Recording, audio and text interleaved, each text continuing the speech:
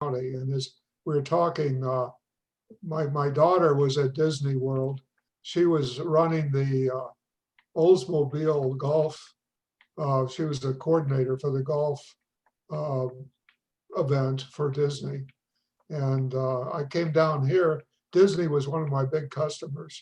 And I retired. I sold my company, came down here with visions of sugar plums and a great retirement. I found out that 26 years ago, you need something to do. So the internet really didn't exist. And one of my relatives and I reverse engineered an internet site. We didn't know what we were doing, but we created one of the very first internet sites, and we did it for Flagler County. So Flagler, I think we were .com and .org back then. But anyway, it was the very first internet site. And one thing led to another. When you have an internet site, you want to put something on it. And the local historian was the county attorney, Al Hadid. And he had filing cabinets full of records on colonial Flagler. And we didn't have a library at that time. The library hadn't been built yet. So they ended up in my garage, and I very innocently read them. And I was hooked because, we all know St. Augustine, and that's where the Spanish were for 198 years. But what people didn't know is to the south was what would become Flagler County, and that's where the farmers were, the people that grew stuff. And the history, it just boggles your mind what was going on in our area. It's just the colonial, we had 26 plantations right there in Flagler County. 26, unbelievable. And when I read those documents, I was hopelessly hooked. So in your younger years, as you were growing up, did you always have an affinity for history? Did you look into history? I sort of did. I was a very strange person. I grew up on a state prison. My father was assistant warden. So I was on an 800-acre prison, and I was the only child there. So until I was 16 years old, I didn't know what a child was. I thought they were small people, but anyway. And you had many adventures there. I know you've spoken to me about traveling around there with gun in hand on a bicycle with your, was it a beagle or a schnauzer? Well, no, it was a fox terrier. A fox terrier, that's right. Okay. So now obviously you've history kind of runs in your blood, because since you're living part-time now up in Georgia, you're involved with the Valdosta Library System, giving history talks. And I mean, this is your natural realm is history. Well, we did bus tours, as you know, for almost 20 years in Flagler County. And I fell upon that with Jim Allen, who was with the African American Society. And Jim Allen was really the innovator of the bus tour. And he used to drive the itinerant laborers and the farm workers around in buses when he was a young man. And so Jim was doing tours of Flagler County. And as I say, he was with the African American Cultural Society. And I sort of picked it up from Jim. One thing led to another. And that is a term called synergism, yes. Where things come up. Well, why don't you speak a little bit about that? You and I have had many conversations at Serafina's and here at the Historical Society Annex behind the Holden House Museum in Bunnell about how things that pop up in front of us may or may not be entirely random. So why don't you talk I'm about working on a book on this, as you know, and it's called The Technology Chaser. And it really, the synergism, people have different words for them. Some call them miracles. Some call them the hand of God.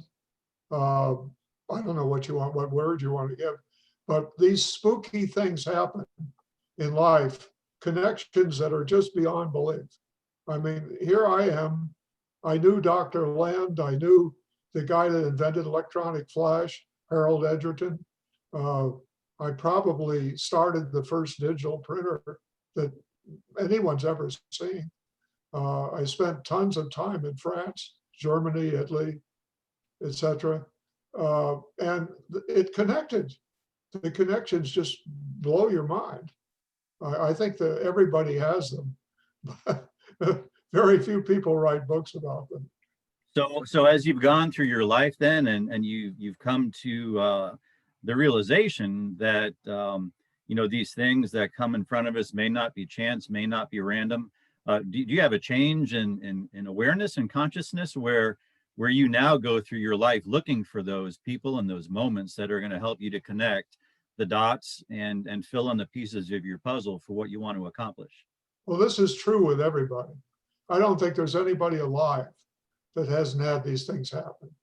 I mean, you think of a friend, the phone rings, you pick up the phone, you're in Paris, walking down the street in Paris, and there's an old classmate comes around the corner. It happens to all of us. Jim Allen believed in this too. As I say, Jim used to haul the farm workers around. These were the African American, Hispanic workers of 30 years, 40 years ago. Times were rough. But when Jim did a bus tour, he told you what was going on. And it was wonderful. The connections were mind-boggling. Now, there was somebody else that you had a link to that you've spoken about, and that was a kind of a random chance meeting, but synergistically so, with a person that was laying bricks at the library. Yeah. And when That's you beyond belief. yeah, Uh, when you introduced yourself, that led to another chain of events that yeah, introduced you to somebody that no longer is with us, but very much had his fingertips on the pulse of the universe. Correct? well, that's Augustus Prince. We were laying bricks at the new library. These are bricks that people bought. You know, you had your name on a brick and so forth. It was a fundraiser. And none of us knew how to lay bricks.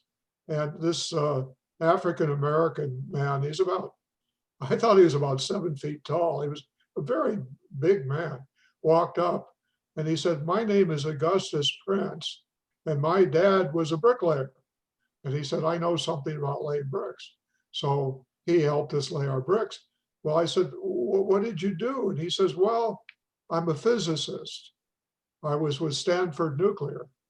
And it turned out that he was a world-renowned physicist, known throughout the world. His name was Dr. Augustus Prince. And he was the first African-American radar operator in the US Navy. At that time, the African Americans were ship's cooks and laborers. And here's this guy went to radar school. And he was in all these big battles. He was in the Battle of the Coral Sea, and he did some amazing things. But his one goal in life was to rewrite Einstein's theory of relativity. And he did it. He did it. So And you have the tech you have the textbook that he actually had written regarding yes, that, correct? I do. Gus Prince was the most inept computer person I ever met. I spent the rest of my life trying to teach him copy paste, but he was a scientist. He was a physicist, mathematical physicist. So I was his communications. He would come to my house and send emails all over the world, in China, in Japan, and they'd go back and forth, and they'd send these exotic papers that I had no idea what they were. And so Gus, unfortunately, fell and died. And his paper was never published. So I still had all of his papers. And one day, in a fit of insanity, I sent his paper out to 200 physicists in the world, just blind. And one of them published it. It came out as a book. So the information is out there then.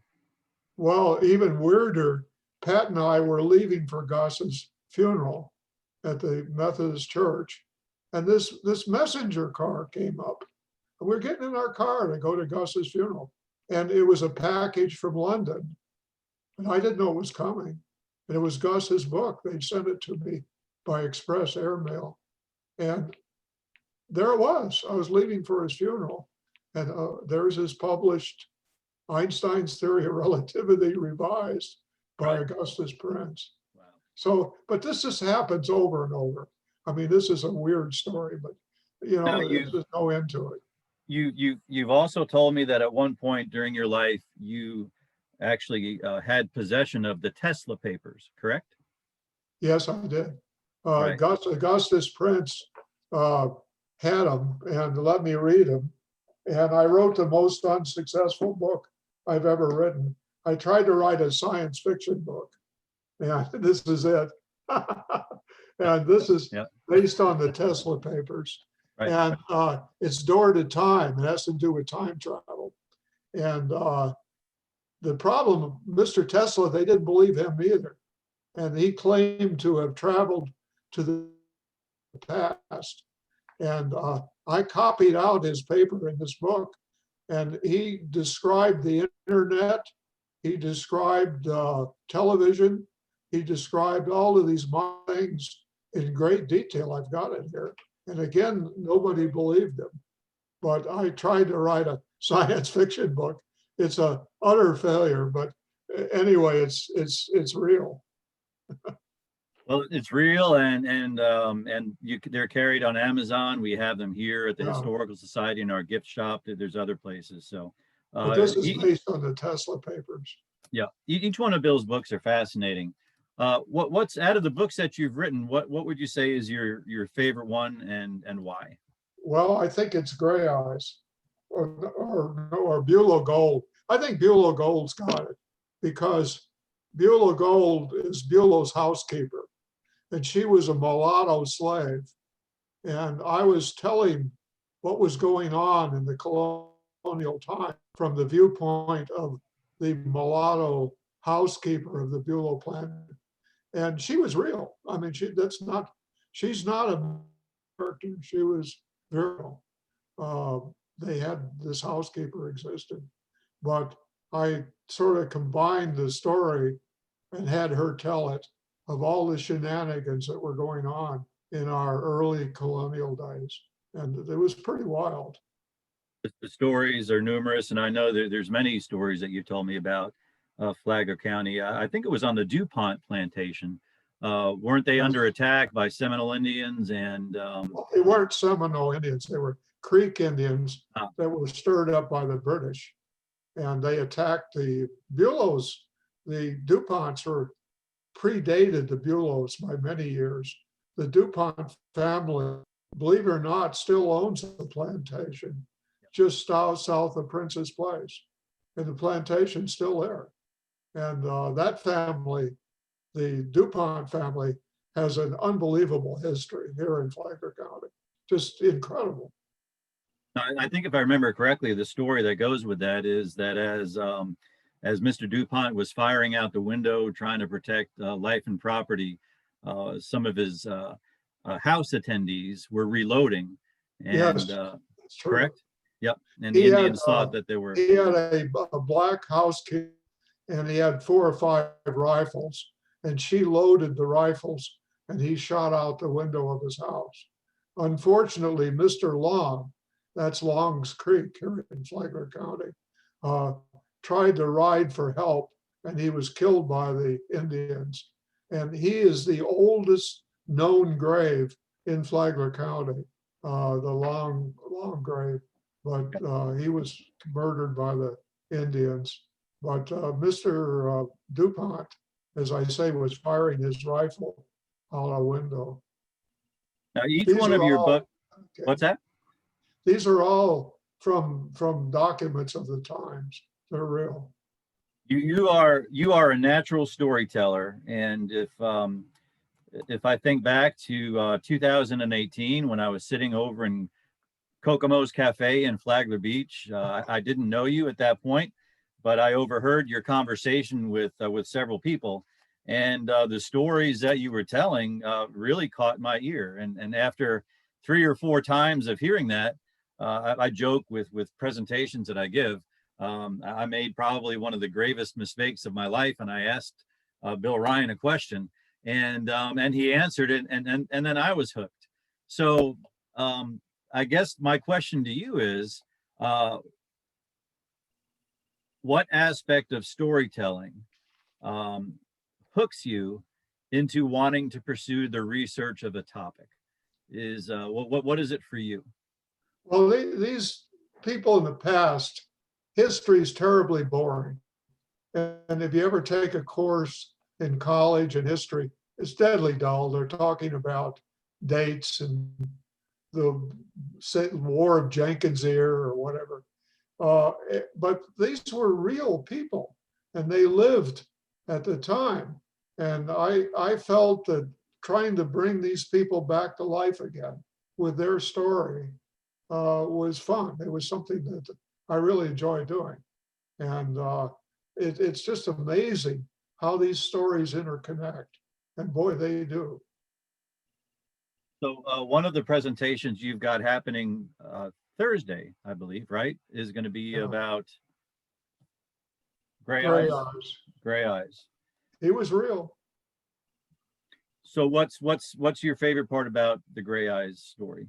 Well, I started to about a cattle drive, and it was a cattle drive during the colonial period from Savannah, Georgia, down to be what would become New Smyrna, and probably made the routing for Old Kings Road, which, by the way, would be US 1 today, going south. And that was fun. But then I started puzzling, well, why are they writing about this guy, Gray Eyes? Again, synergy. I was in a bookstore run by a lovely lady by the name of Betty Jo Strickland. And this man came in. He bought one of my books. And he said, you know, I'm an Indian and I've got gray eyes. And he said, you know, I'm from the Lost Tribe. We trace our lineage back to the Lost Tribe of the 15th. And I said, oh. And he said, yeah, you know, you go to the University of North Carolina. And he said, they've got the original documents there. Well, we had something called interlibrary loan. So I sent for the documents and they just blew my mind because all of a sudden we had these gray-eyed Indians. And there's a story there that is just mind-boggling, but it all connects. Everything connects. So do you see a connection between all the books that you've written in some way? Oh yeah, there is.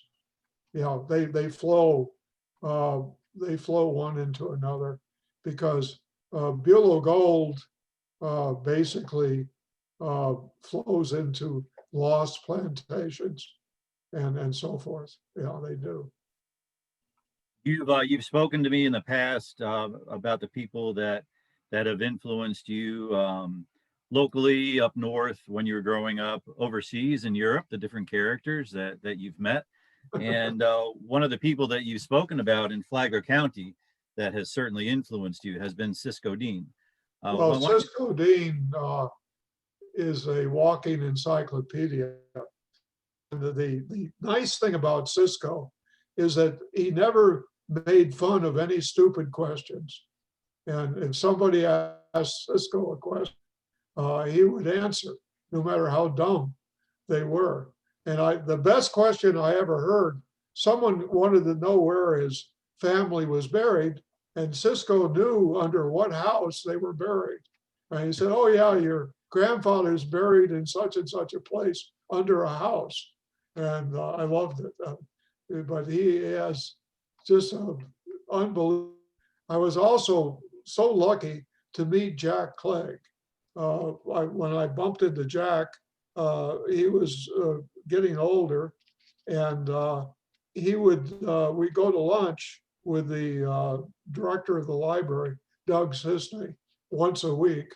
And then Jack would take us in his ancient car and we'd tour Flagler County and listen to the stories of Jack Clegg, which were mind-boggling. And Jack Clegg is he's a past president of the Historical Society, I believe. Oh, no, he was everything. Yeah. Jack Clegg was the head of the school board. He owned the newspaper. He was a real power in Flagler County. Just a genuine Southern gentleman, a very kind, very courteous man, very nice guy.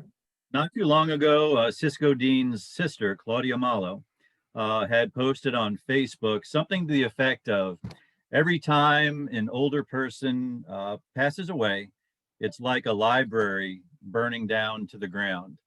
So why don't you talk a little bit about the importance of seeking out those around us who have a lot of experience in this world, in learning about history, and why really we need to document their knowledge before it disappears.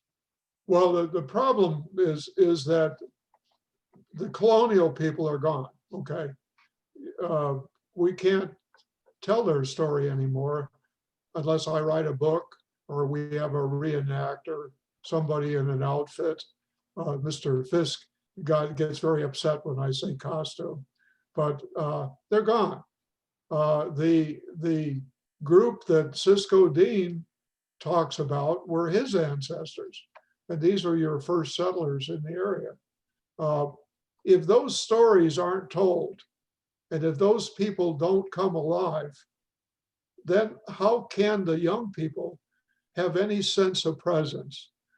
They see cars, they see roads, they might see a bar or a place, but they have no sense of presence.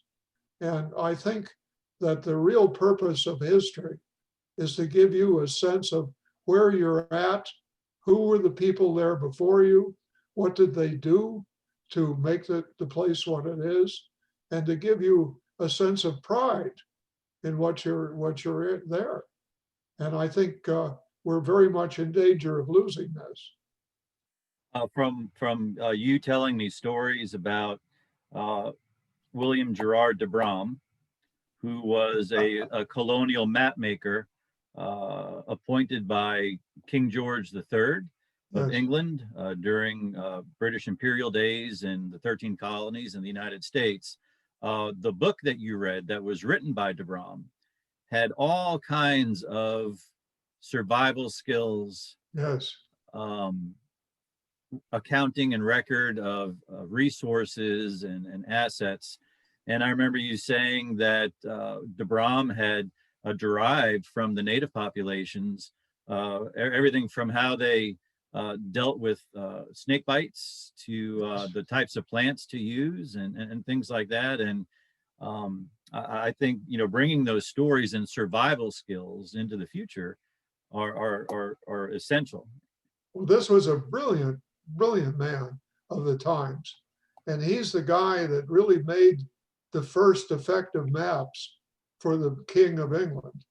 And basically, if you're going to exploit a place, you need a good map. And this guy was scientific. And prior to that, maps were pretty much a drawing, just like a picture. But he was a science surveyor. And he surveyed our county. He had about 6 people that worked for him. And so he was a really remarkable guy. Plus, he wrote a book, How to Deal with Chiggers, How to Deal with Mosquitoes. The European seeds wouldn't grow in our dirt. We had sandy dirt. And if you got seed from Europe, you might starve to death because the stuff won't grow. And he figured out how to grow European seeds in Florida sand, how to do it. And so he was quite an amazing guy. He was a genius. One of my favorite phrases of yours is what you exactly just said a few minutes ago. If you want to exploit a place, you have to first have a map. And that's that frustration is kind of what drove de Bram into speaking out against the kings of England, Portugal, and Spain, because as you had pointed out to me, as de Brom went back to visit some of these indigenous populations that he had befriended as he was surveying through their land, he found that they had been displaced, their resources were removed, and the friends he had made were gone, shipped off to somewhere else. And de Brom had said in his letter to King George III that unless you stop your global imperialistic ways and ruining the spirits and souls of people, you're going to wind up in hell. That's pretty strong words for the That day. didn't make him popular. It did make him popular. But guys like him that have been pointed out to me by you really are role models in a way, because they were some of the very first ones that stood up to, this divide and conquer kind of mentality in But the New World. talk about synergism. There's a lady that lives in a gated community called Alma Namrava. And one morning my phone rang and she said, we got to go up to, I think up to St. Augustine, because they're going to throw away all the old court cases. And there's some maps there you ought to see there. And they had the original British de Brom maps that were going into the dumpster. And I got back with them, or rather, who was the county clerk? Mrs. Strickland. Oh, Yeah, Strickland. she scanned them. But these were original de Brom maps that were being thrown away. And they had them for a court case. But my goodness, that's synergism, because those maps wouldn't exist unless this lady had called me that morning. And we So went if you look back over the different characters and figures that you've learned about, that you've written about, who are your top two that you admire and why? Oh boy, Flagler County is full of fabulous people. We've talked about Cisco Dean, some of the people that would, one of the least known people here is Judy Kent. Judy is probably over 90 years old, and she was a professional interviewer. That's what she did for a living. And in 2001, we started the oral history of Flagler County. And I was sort of the techie and the roadie for Judy Kent. And she would interview these Flagler County old people on video. And we called it Flagler Memories. And she did a lot of records before these people vanished. She interviewed a lady that was the daughter of a slave in Flagler County. She was like 90 something years old. And that got on videotape. And I couldn't understand a word she said, because she was talking with words that haven't existed for 140 years. But to get this stuff on tape was just thrilling. So, Mary Ann Clark was another one. Mary Ann was a demon collector of information, and she was very good at it. So it's hard to name one people. There's a ton of people. Doug Sisney at the library had sense enough to sponsor me in an internet. They said, "What's an internet?" Can you imagine going up to the Flagler County commissioners and say, "Hey, we got this new thing called an internet," and they said, "What's an internet?" Right. But there's a ton of people in Flagler County interested in preserving our history. It's not just one. There's a lot of them.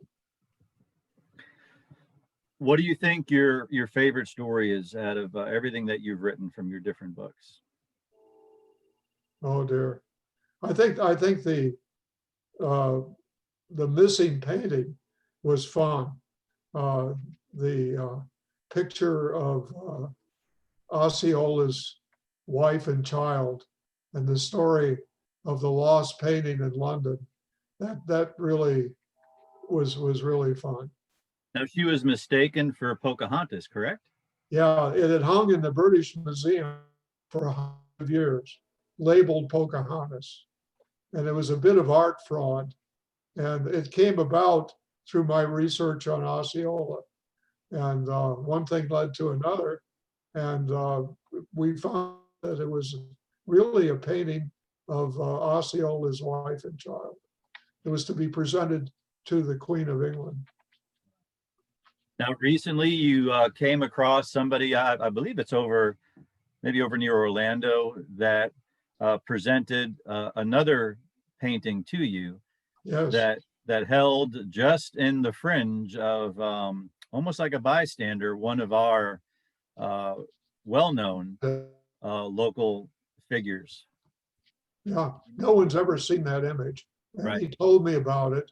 And fortunately, online, there was a high-res scan of that painting.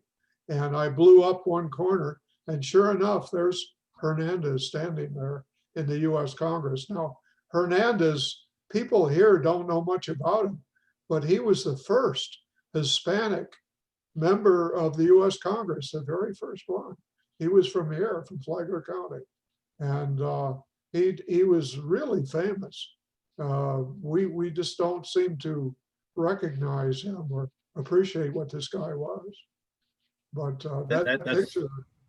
That's why your stories are so essential. Early on at the beginning of the pandemic, you had spoken to me about people held in captivity by this virus, and how as time moves forward, entertainment is going to be extremely important as technology of vehicles and everything else continues to grow. Can you tell those of us who are really wanting to impress the lessons of history, the struggles of history, the solutions of history into the current day, how do we make that entertaining to those in our own age group, and then the ones that we really want to impress upon, which are the younger generations, those in their 20s, teenage years, and younger? Bring them alive. You know, Mr. Fisk is a reenactor. James Bullock up in St. Augustine could become any character that he would be. He could be a black member of a 1500 caravel, a sailor. He could be a slave on a plantation. But make these people come alive. In other words, don't belabor people with dry history stories. People are bored. They want to be entertained. So bring them alive.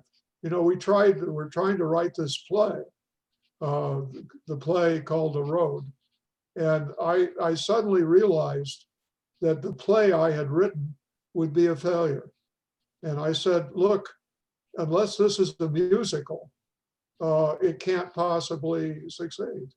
So I've got a play, a rough of a play, but it needs to be put into music. People want this entertainment.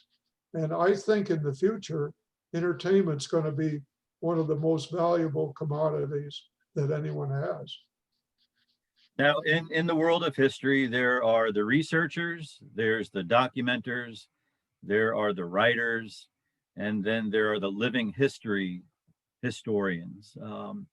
I know many times, and you've already spoken about James Fisk often here, but I know that there's been a lot of times that you've commented to me how he seems to just have that knack for being able to communicate history to children, to captivate them, and to really let the message sink in. What aspect of his particular skills and talents do you think that the rest of us really need to kind of absorb, so that as we go out into the world trying to tell about our own research, how can we get that to sink into the ones that really need to hear it the most? Don't write dry books, do video. Have people reenact in costume or locations, shoot video. Digitized video is going to be the new world. This virus is not going away. And if we aren't going to have the corona we'll have something else. You know, these pandemics are going to happen. This electronic world is the new, what we're looking at right now. You're looking at the new world right now. This Zoom is your new world. And so do video, do reenactments, do recorded people, bring the people alive, bring the real characters to life. There's such a learning curve with all of this because this is new to many of us. And you know, it's frustrating, you know, to not be able to get out and to engage with people and to be around them. I know that another one of our historian reenactors, Preston Zepp, who portrays anywhere between a British colonial era carpenter at Hewitt Sawmill to a 1920s era carpenter. Loves to engage with people and children. And actually at last year's Walk Back in Time at the Florida Agricultural Museum on school days, which is on a Friday, Preston had a demonstration set up with a two-man saw and a log that needed to be cut.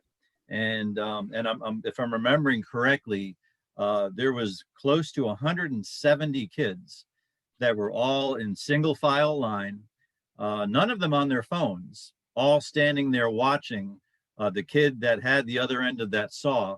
And they were captivated, they were entranced. And each one of them was kind of critiquing the one that was ahead of them, saying, oh no, I'm gonna try it this way, I'm gonna try it that way.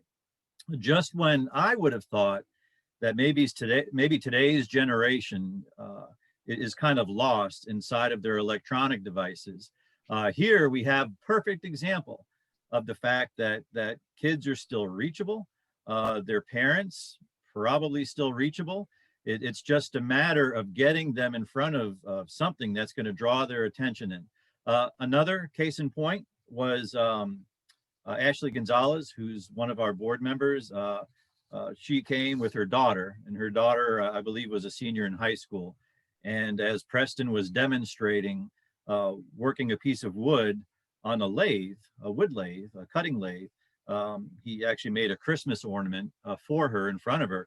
But this girl's jaw had dropped, you know, the entire time that he was working that piece of wood. And she kept on glancing back at her mother, and she said, I want one of those for Christmas because you know what I could make in the garage, you know? So as far as kids go, what's the best way to reach them, do you think, in your experience of telling your stories to multiple age groups? Well, again, you've got to go back to Mr. Fisk at the Ag Museum.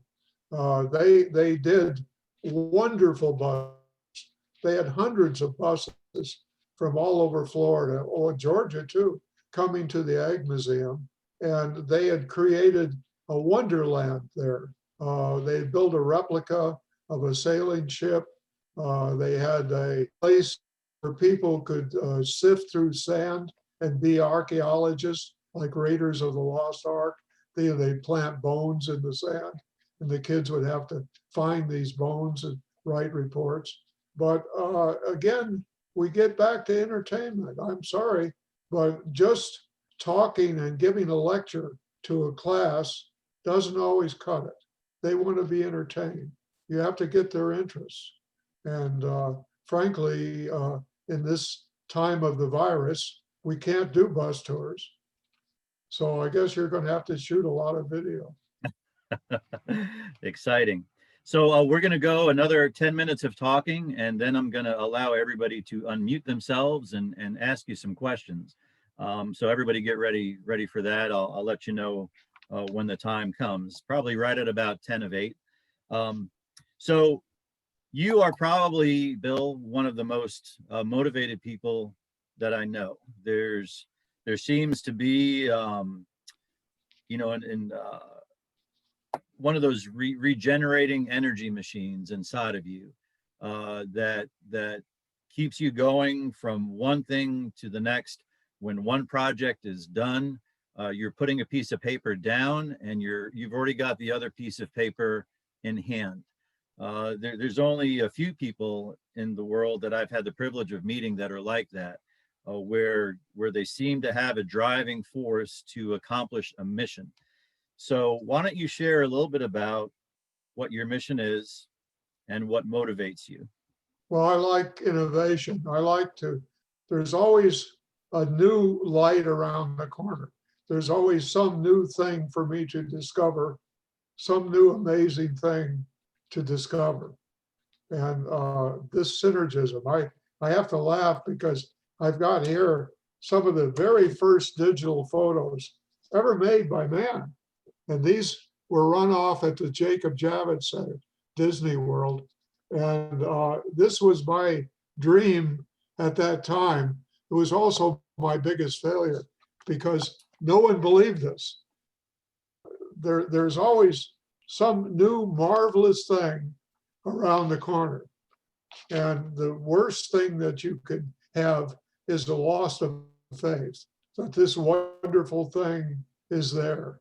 If you lose faith that that wonderful thing is around the corner, then you're in trouble.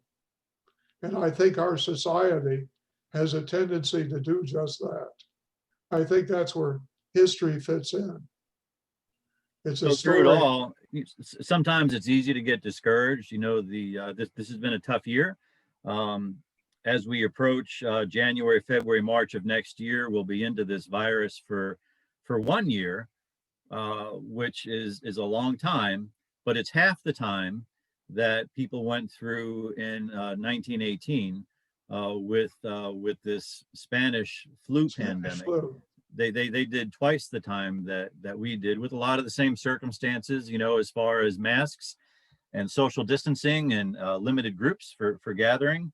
The other characteristic of you that I really admire is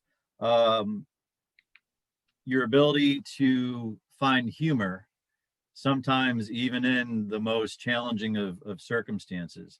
You know, I've heard over again in the past, if you lose your sense of humor, you're done. So, so what is it about you that always seems to make you look at the world in kind of a new, refreshing, and humorous way? Well, I think I'm losing it. I'm 88 old and my warranty is run out Huh. and my guarantee is run out. But I try to follow some of Cisco's medical issues because I always see the same damn thing a month later. You know, I think if you lose this sense of wonder about the world, you're lost. And I think that sense of wonder exists in all of us. I think it's there. And as far as the children, I think you have to reestablish, and I don't know how, this sense of wonder, this sense of amazement. So in your 88th year, what kind of legacy do you want to leave with us for the future?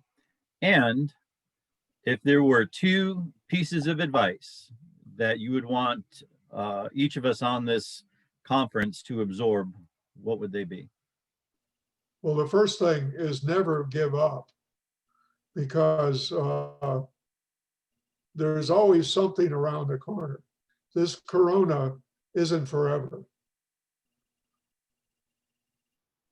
And what you're doing is quite amazing.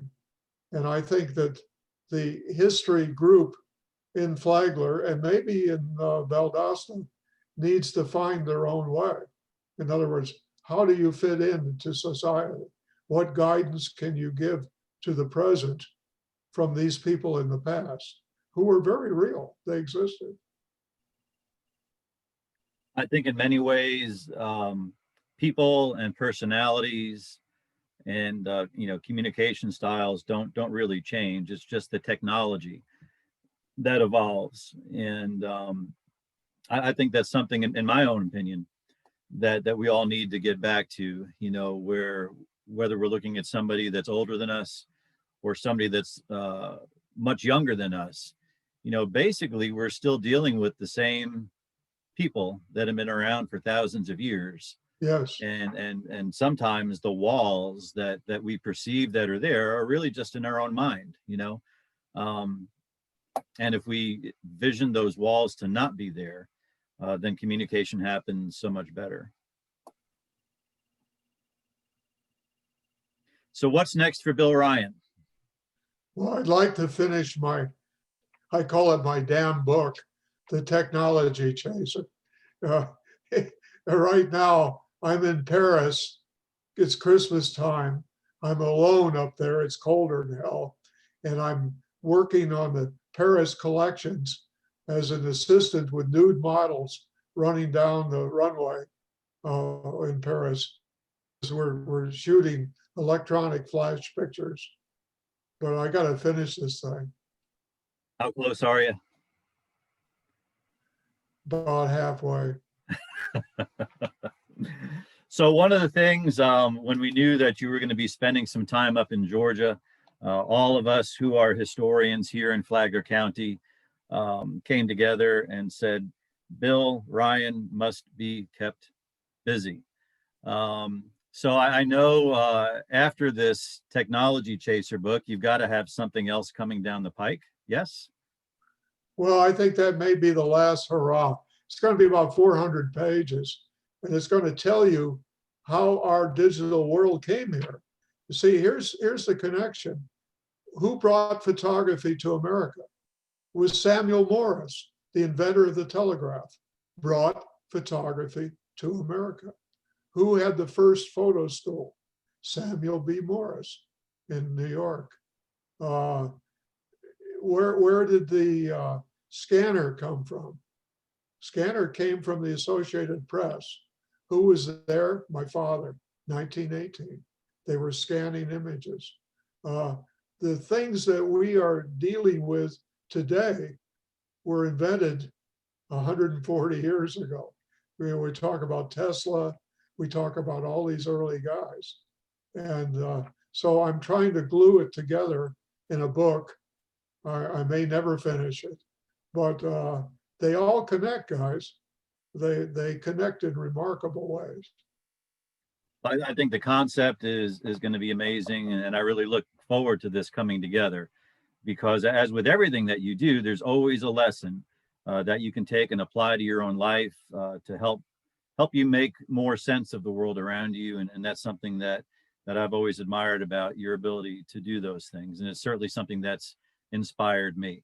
We are right at 10 minutes of, and I am going to allow everybody to unmute themselves at will.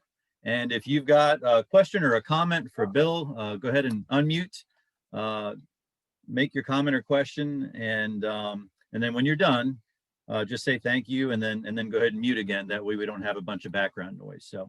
So go ahead.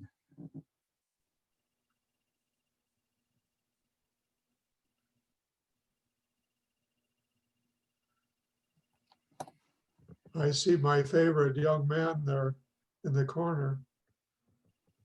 It looks to me like Joyce, are you wanting to unmute? You have to do it. Okay. All right, we can hear you. Go ahead. It tells me that the host had to unmute us. Oh, okay. All right. Yes, did. Did you unmute everybody? I'm going to work myself down the list. So, all right, Joyce, go ahead. What's your question? Oh, it wasn't a specific question. I was just trying to tell you about muting, but as long as you asked me, it's not a question. I just want to say that now Bill is in Valdosta, and we're fortunate to have him there because he is now Zooming with us. Yesterday, he did a review on a book fellows from the library, the Killers of a Flower Moon. And Thursday, he's going to do a book review on Gray Eyes. And Fridays, we have You in the News. So we have been keeping him quite busy. And we appreciate that. Happy Mr. Birthday. Hi, hi. That's my favorite young guy. Happy Mr. Bill Day. Hi. We miss you, Mr. Bill. Did you like the cookies? We did love the cookies. Thank you. It's bedtime. Good night, guys. Thank you, Good Mr. Bill, night. for your stories. Bye, Miss Debbie. Yeah, you know, when ITT came to town, people in Flagler County sort of felt like the Indians with a big invasion. But what has really happened is all of the talent has come with the development of Palm Coast, and Bill Ryan being a living example. We had this club in Bunnell, we called it the Bunnell Boys Club, and we used to meet every Wednesday. And I'm trying to just show Bill how important I am and the important people that I know. And I'm talking about my friend who I went to Bunnell High School with, and we were also music majors at Florida State University, who played first trumpet with Frank Sinatra. And I'm telling Bill this, and he says, just a minute. He says, would you like me to make a CD of the tape that Frank gave me? And I said, what? and he did. And this was having to do with photography, Bill's photo studio. So you want to tell him, Bill, about the Rat Pack? Well, back then, photography was hot, and Frank Sinatra's Rat Pack all wanted dark rooms, and they bought fancy Leica cameras and Contexes. But you don't go to a camera store in Hollywood if you're a member of the Rat Pack. So Frank would say, I know a guy in Chicago, his name was Bill Ryan, and he can do anything. So all these characters would call me. And of course, I'd end up going out and buying the stuff and shipping it out to them. So I just about equipped the whole Frank Sinatra crew with photo stuff. Yeah, and there's also this house in Washington. I think it's white. You had something to do with the Yeah, I photo? did. I built the dark room in the White House. I built the dark rooms in the basement of the White House because they wanted to be able to make color photos of the congressmen when they signed bills. So we put a dark room, color dark room in the basement of the White House. I also knew the White House photographers. See, these were all paparazzi. They were guys with 35mm cameras and good contacts. But see, I knew about lighting. So I did lectures for Time Life and the White House photographers and taught them how to do commercial lighting because nobody shot color back then. Color was too slow. It was all black and white. How did you get your Civil War collection of photos? Well, that was at Ansco. That was 60 years ago. And up in, I believe it was Owego, I'm not too clear on this. They found a box of plates in an attic or in a barn. And Ansco sent a couple people I know, and they bought them. And these were lost Matthew DeBrady plates. So I helped to publish them. I was in charge of professional publications for Ansco at that time. And so we published the Matthew Brady pictures. And I think this was pretty much the first time people got to see them printed on modern photo paper, printed on modern paper. Now, when I left Ansco, all those prints left with me. They departed Ansco. So I've got about 300 original Civil War Brady prints. I think the statute of limitations run out. Amazing. Thank you, Cisco, for your questions. Anybody else have questions for Bill or comments? Hey, Bill, it's Preston. Yes, sir.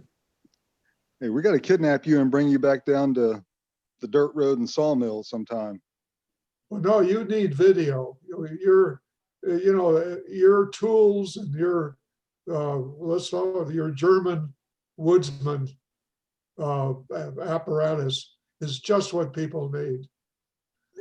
And we need somebody to shoot you, not with a gun, but with video. Well, I'm sure James wants to shoot me with a gun sometimes, but we can deal with that. But I want to thank you for all of your research and your writing. It's helped tremendously with what I'm trying to do with Kings Road, or we're trying to do. And just, you keep it up, man. Now, was Bill Preston here is another good example of synergism. Preston has a love of carpentry. He portrays Johann Sepp, who is the foreman of John Hewitt's 1770 sawmill. And here we come to find out from Preston that his family came over in the 1750s as German sawmill builders. And here's Preston, a couple hundred years later, 250 years later, portraying the foreman of a sawmill and sawmill builder. So synergism never seems to stop. All right. Well, thank you, Preston. I appreciate you chiming in. Who else would like to? Fisk is very quiet there. I see him beneath his hat.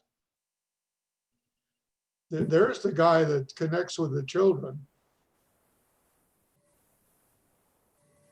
James Fisk, is there something you'd like to chime in on? Make sure you unmute your microphone, sir. Unmute yourself. Oh, you can't. You I've have asked you. to do it. I've asked you to unmute. I've asked everybody to unmute. Okay. Yeah, I could not have unmute. First of all, thank you, Bill, for everything that you've done. And I appreciate the very kind words, extremely kind words. I think the key to my success as far as getting the kids involved with history is getting them involved. Hands-on activities has been the best thing. That's what really drew me into the Old Fordham Museum up in St. Augustine. When I applied for that job, they had me go out and see what the guides did, and every bit of it was hands-on activities. And I love that because I'm able to add a lot of humor into it. When I'm Armando, the kids are grinding corn and I'm making them sing Fish Heads, a Dr. Demento song, so they're just having a blast. If you can get them entertained and still tell the story, I mean, that's the key right there. So thank you very much for your very kind words. And I love Bulow Gold. I think that's your number one right there. I really do. Well, you can get it on Amazon. I get a tremendous price. I get all sorts of royalties, and it buys lunch. 350 pages. But thank you. I'm done. Now, you know that whenever James Fisk and I are on the same planet together, one of us is going to come after the other one. And since he's muted himself, Bill, isn't there a story that that's entertaining and humorous about James Yeah, Fisk? there is. It's called Cover Your Ears. James didn't tell you, but he has all sorts of licensing to fire a cannon in Florida. He's a light lower upper with the cannons at the fort and all that. So we were going to do something at Bulow, and he had an authentic, I think it's a 50s cannon, and it was a damp day.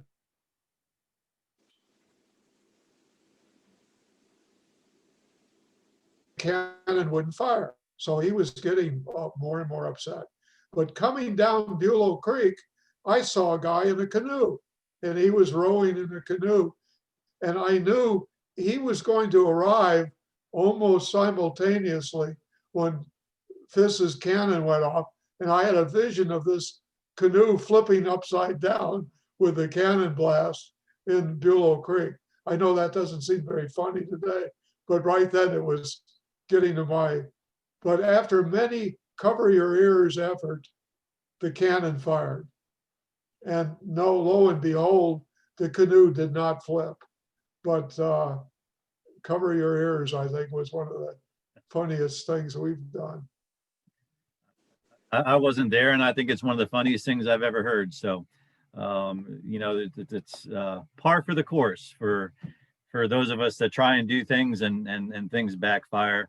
One of the things that you said a little bit earlier was that oftentimes the world's greatest successes are followed by the world's greatest failures. Yes.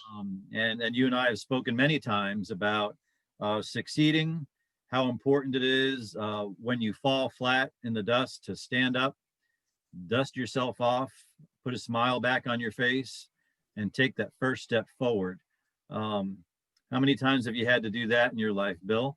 Where more than once. Yeah, where you just kept on going because that's your nature. It's your nature to do that. More than once. I've had some doozy failures. We worked at the Flagler Auditorium for about 20 years. And some of the shows were really good. Some were kind of not so good. But, I really would like to complete this play. But the problem is, it's got to be a musical. Now, who do we know that can write the background for Star Wars? Or you remember the Civil War series, that violin in the background? That's it. We need this. Somewhere this person exists. And if I know synergism, the phone will ring and he'll appear. Or maybe they'll be standing at the cash register at a cafe when you're talking about them. We need a musical. We need a history musical. I'm sure it will come. I'm looking right now at Amelia Fulmer, who is the executive director of the Flagler Auditorium. Amelia, I know that you really wanted to be here tonight. I'm glad you're able to make it. I know you've got a comment or two for Bill. Hi, Bill. Thank you so much for including us tonight. I wish I had spent more time with you and knew you more often, but I'm learning more and more about you, and I admire your growth mindset and the way you want to learn things and do new things and encourage us to do that. So how do we get your show, your play on the stage? Write it first. And secondly, it has to be set to music. You can't have a boring historical reenactment that will just bore people to tears. The characters exist. They're real. And I call it sketches. But we desperately need someone to write a music score that can carry this thing. Some of the most successful Broadway plays had musical backgrounds, as you well know. Bill has a good relationship, Amelia, with a person named Captain Nick, who is kind of a singer-songwriter based out of Flagler Beach, I believe. And Bill and actually performing in our concert on February 27th. We're doing a tribute to Flagler Beach, and Captain Nick is singing, and we're using photos from the Flagler Beach Historical Museum to show in the background as he sings his song. So that's the kind of thing I'm interested in. Awesome. Bill, I think the plan that we last spoke about regarding the road play is that when you come down here in January, that we're going to get together with James Bullock and a couple of others and not leave the room until things are done. So well, I was hoping in January, the 2nd January, we go to our house at Palm Coast and we make people stay all weekend, Friday, Saturday, Sunday. Don't let them out. And to have the players and say, we're going to come out of here with a play. We're not going to leave this place until we've got the play. Now, we've got sketches. We've got wonderful sketches. We've got wonderful characters. Some of them are funny, some of them are great, but it's not together. It's not glued together. Mhm. So we need to glue them together into a logical play. People want to be entertained. And Oh, if yeah. you bore them, you're not going to succeed. Well, you look at how many teenagers now know who Alexander Hamilton is because of the Broadway play Hamilton. Yes. And that's So- a complex story. Hamilton is a very complicated historical story, but the music carries it. Exactly. So that's a great point. Yeah. All right, good. Well, I appreciate you chiming in, Amelia. Thank you very much. Thank you. I appreciate it. All right. Well, I've asked just about everybody to unmute. I'm just going to kind of scroll back and forth to see if there's somebody that wanted to say something that isn't able to, in case that's on my end. Anybody else like to comment or ask Bill a question? Just go ahead and wave your hand, and I'll see. I'm waving my hand. I can. Well, we can hear you. Go ahead. Well, this reminds me of a Zoom we had just recently, and I said, I can't come online. I'm still in my pajamas. That's And okay. lo and behold, I'm still in my pajamas. I saw the French girls with nothing on. Well, I wouldn't go that far. But Bill, I just wanted to say that one of the most endearing and honest and warming welcomes I had in this county is at the Boys Club. When I would walk in there and you and Cisco would be sitting there. God knows what you were thinking, but here I am. I walked in a few times. I brought some donuts, which was popular. And you just all kept talking, and I would just sit there and listen about the history of our county. And I'll never forget that. I'll never forget the warm welcome I had, but also the history lessons that I had from both of you. So thank you for that. And I appreciate our emails back and forth as well. So keep working hard and don't stop and just forgive us all for grabbing onto your shirt tails and following along. Well, thank you. And that's the voice of Miss Elaine Studnicki, who is the president of the City of Palm Coast Historical Society and Museum. Always enjoy having her around. Is there anybody else that would like to say something? And if not, then there are a couple of people that I would like to call on directly. Bill, was there something you wanted to say? Well, I was just saying hello to Mark Reed. Okay. There's a Right. story here. Mark's dad Hey, Bill. was with me at ANSCO 62 years ago, and Mark's father was an engineer at ANSCO. He was the guy that would approve my ads, and I fell in love with every product, and I thought it was better than the sliced cheese. And Mark's dad was the one that would reject my drunken advertisements and saying, "You can't say that." But I ended up as a next door neighbor in Palm Coast with the Reeds. Mark's father were our neighbors in Palm Coast, Mark and Lois Reed. But that was 62 years ago. So is that synergism or is that synergism? Yeah, good to hear some of your stories. I've heard a couple of those before, Bill, but I think there's a couple new ones there I haven't heard, believe it or not. I think he's always got some new ones there, Mark. I don't know where he gets them from.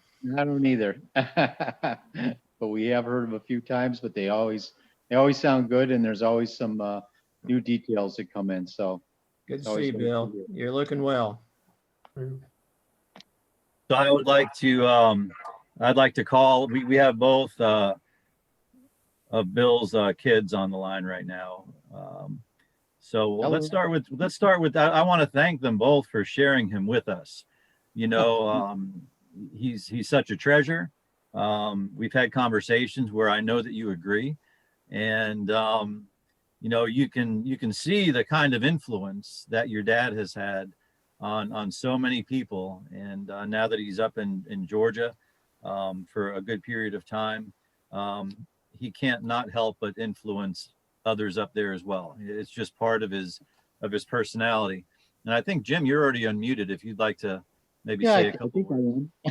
am. If it's too much, go ahead and mute me back. But no, you're right, Ed, and he is a treasure. And I'm kind of sad I haven't been able to spend more time with him this summer. Obviously, with the COVID crisis, we haven't been able to travel as freely as we like to from Chicago. But we do talk every day, and we've done some practice Zoom meetings, doing little technical details and fine tuning his presentations together. So I spend a lot of time with him, in this method. So it is, again, nice to see him do another one of these Zoom meetings with the gang. Certainly recognize a lot of the faces on here from Flagler area, but it's good to see everybody, and appreciate you all joining and listening to my dad. He's an amazing person. Yep, he sure is. Thank you for And I see participating. my sister in there. My sister's actually amazing. She's not working. She's actually watching the presentation. I'm thrilled to death to see her. She's in her office, she's watching from her office. Yeah, She's I very- am actually working, Jim. I am at work still. Are you working? Oh, I thought you were paying. You look riveted to the screen, Debbie. I was really impressed. Yeah, well, a few times I turned my video off because I needed to do some work, but but I did want to say thank you, Ed, for honoring Dad today on Bill Ryan Day. It means an awful lot to us. I enjoy having him here with me in Valdosta, but I feel a little guilty every once in a while. Whoop. There. I feel a little guilty every once in a while as I hear all the people in Palm Coast and Flagler that are missing him. So I promise to get him back now and then every once in a while, and we'll plan some good trips coming up. I'm not sure if I'm going to make that trip in January. It sounds like you guys are going to have one of those boys club meetings, and not sure that I want to be there for that, but Somebody's got to cook. yeah, that's the one thing I want to tell you guys. For those of you who don't know, Dad is a fantastic cook. He has been cooking for me so I can come home late at night from work, and Dad has made some fabulous meals. So Dad can cook, and we didn't know that. So he is learning new skills all the time. Something beyond oatmeal, which is nice. Has he ever made you a beverage called Flip? One thing I can tell you, now that Bill is in Valdosta, because Debbie is a very close friend of my daughter and myself, and we are learning so much about Flagler County here in Valdosta. We never knew about it the way we know about it now, because he is part of our group and he tells us all these stories about the Indians and Kings Row, and I'm learning a tremendous amount. So I want to thank you for having him, but I'm glad we have him now.